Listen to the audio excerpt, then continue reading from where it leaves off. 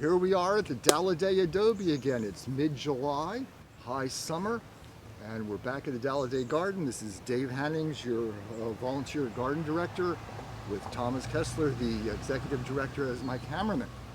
So here's the Dallidet Adobe in the summer. Up here on the right, we have the Toyonas in full bloom. Toyona is called California holly, a native plant in this area. Small tree, gets big clumps of red berries in the fall and winter. And this is what they actually named Hollywood for. It's actually named for a California native, California holly. Then we're going to come over here.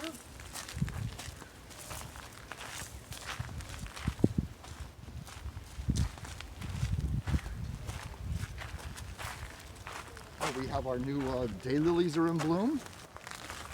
And then back behind us here is the Crape Myrtle. This Crape Myrtle, we're actually having a really good year. Don't remember it blooming that much last year. But Crape Myrtle is from South China through India. Makes a large shrub or small tree. Really good landscape plant. Flowers come in whites and pinks and lavenders and reds and a purpley shade, blooming in the summer for a long period. It's famous for its watermelon red color. Very common in the American South. It's nice in the landscape though, because in the fall, besides the summer flowers, in the fall it gets orange and red leaves, good fall color. And then you look at the bark here, and the bark is beautiful. It looks really good year round. So it makes medium-sized shrub up to small tree. There's actually several of them around town on Choro and South Higuera planted as street trees. So we're going to walk. We're looking at our redwoods are looking very nice. These were given to the Dallidet family over 100 years ago. I think they're two of the best looking redwoods around town. This isn't quite the best environment for redwoods. And a lot of the ones, there are quite a few of these large size ones scattered around town. But ours I think look the best because most of them, the tops are kind of blown out from our wind and stuff, but ours look pretty good. You know, we're right next to the creek here, and so their roots I'm sure are getting plenty of water. Then right to the right below the redwoods we have our avocado tree, which is probably about 130 years old, shading our Avocado Patio. It does fruit. Some years produces lots of fruit, little bombs dropping out of the tree. They're not very good. We did a taste test last year. It was like, almost wasn't worth the trouble. Okay, we're going to walk over through here then. Admiring the trees and the nice shady spot we have here. You know, we are open on Sundays this month from 11 to 3 if you want a nice, cool, shady place to hang out. You know, Thomas is looking at the avocado, what we call the Avocado Patio. We actually have a wedding, a small wedding here this coming Saturday. And here we come up to the house. Just to the left of the house here in this first pot, there are two interesting things. The petunias, those sort of lavendery, I don't know what color you want to call that exactly, but the Lavendary Petunias are pretty much the wild form of petunias. Petunias have been highly bred over the years by plant breeders into all sorts of colors and forms, but this is kind of the original, and the Dallidets might likely have had this. And the little daisies behind it are Feverfew, which is the herb. You dry the flowers and you make tea, and it supposedly is good to cure headaches and fevers. And then they give you a whole list of other things. Who knows? It might be a little psychosomatic, but it's also a very cute garden plant. It's aromatic, has nice flowers, white singles or doubles, very pretty. And the next pot, we have more foxgloves. I might have talked about this in our last walk. I planted these in the winter, and in April to May they got these 8-foot stems, which were just spectacular. And then I cut them back, and they're sprouting up again from the bottom. And I really like the color.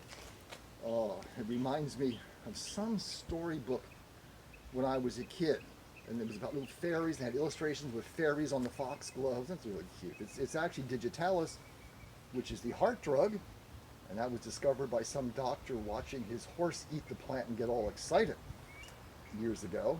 And so it's a heart stimulant, which, like most stimulants, if you eat too much, it'll kill you. So you don't want that, but it's really pretty.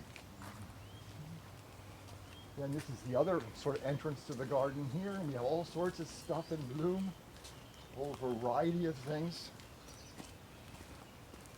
Oh. Up here on the left is the Mexican sage, a Salvia. There are about 600 species of Salvia in Mexico. They're very good drought-tolerant plants, although not often kind of scruffy looking. So they try to promote a lot of them for landscape use, but they can be kind of scruffy. This is maybe the most commonly grown one. But there are lots of them also that have medicinal uses. You know, the herbs salvia or sage, and some of them apparently have recreational drug uses too.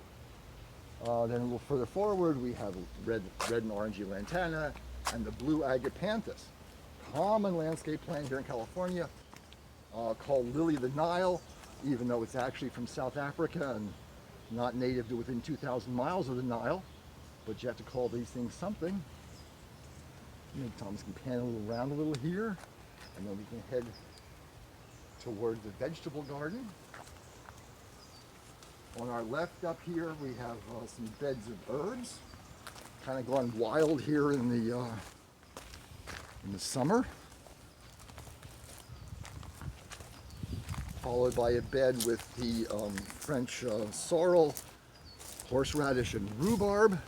Then over on the right, we have a planting coming along nicely of blue popcorn. It has little tiny ears of blue corn, which is very good popcorn.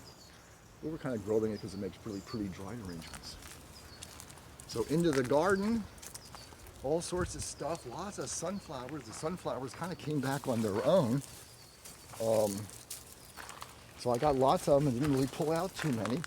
We have various things interesting going on in here. We have a patch of Kohlrabi, which you might not be familiar with. And let me not get in front of the camera, but show you what this is. Ooh, this is a swollen stem of a member of the cabbage family. And this you actually, you can cook it. I mean, people do cook it. It's usually not purple, it's usually green. But this ends up being a vegetable like jicama. You know, you can peel it and slice it and use it to make dip with or something. Very sort of clear and crispy tasting, and it's good. Up here we have a nice little batch of basil, both purple and the regular Italian green. I might try to make some pesto with the purple, see how that comes out. Might look like squid ink on the pasta sauce. And over here we have some onions. We have a nice crop of one here called, on the right, called Globo. And then we've just harvested some Italian red, flat Italian red onions, and some red of Florence onions, a good heirloom. The Globos and the red Italians are supposed to be very good fresh eating onions. And I've never really had much experience eating onions fresh. But apparently, you know, in certain cultures and places it has been a thing.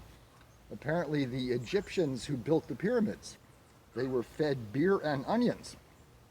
And the beer, you know, beer is kind of like liquid bread, and the onions, I guess, for their vegetable.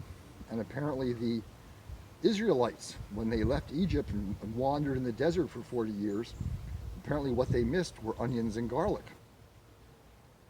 I'm going to have to try them, you know, we'll have to sort of pass them around, see how many people like these fresh onions, but they're nice onions.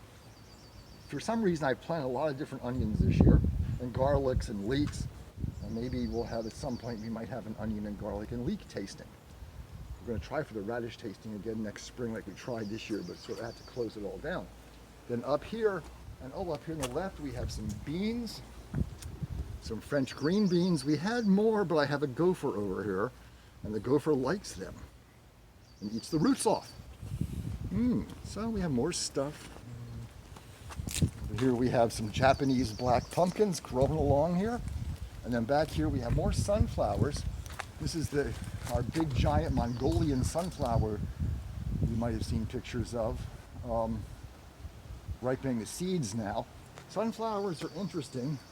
The ones on the left are kind of came back from last year from seed and are more typical of the wild sunflowers that grows in the west here and the Midwest. It looks a lot like the Delta sunflower, which grows along the roadsides over in the Central Valley. It hasn't been hybridized too much. Whereas the big one, of course, has been hybridized a lot, and it's interesting. Sunflowers are interesting for a couple of reasons. One is they are one of the few crop plants native to North America. You think about what the Indians grew, they grew squash and pumpkins and corn, but those are all from Mexico or further south. And so we don't, in North America itself, didn't have very many crop plants. Sunflowers, cranberries, blueberries, a few different kinds of nuts, nothing too substantial. But what often happens with people's native plants is someone else picks them up and does something more with them. And the Russians and Ukrainians actually took our sunflowers and developed them as crop plants, bred them to be bigger and more productive. And in Ukraine in the summer, you'll see fields full of sunflowers, grown for their oil and their seeds and for various things. And that's typical of a lot of native plants. Our native California poppies, for example, were bred, the showy ones were actually bred by the British. They took our native California poppies and bred a strain called Mission Bells, which is much bigger growing with double flowers in whites and pinks and reds and oranges and yellows. And is really pretty, and it's pretty much the only breeding work done with California poppies. So, we're looking good here in high summer. Again, I remind you we're open on 11 to 3 on Sundays this month. Who knows about next month? Who knows about next month what's going to happen in general? So here we are at the Dallidet Adobe, being happy on a sunny July day, trying to be safe. You all be safe too. Have a nice life.